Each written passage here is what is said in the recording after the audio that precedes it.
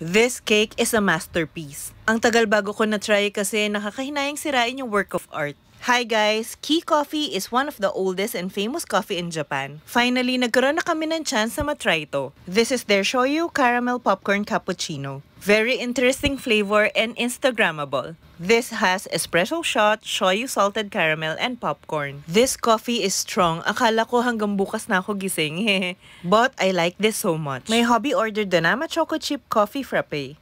Ang cute din ng presentation niya and he really loved it. Nakisip ako and nasarap ng chocolate flavor. Very light and smooth. For dessert naman, we ordered the matcha strawberry cake roll. This is quite pricey pero parang ang sarap niya kasi. It's a matcha chiffon roll with vanilla diplomat cream and matcha ganache. Meron ding strawberry gel and whipped cream. This is the type of cake na very Instagrammable pero super sarap. Nag-enjoy talaga ako dito. Yung matcha chiffon is very soft and fluffy and malalasahan mo talaga yung matcha flavor.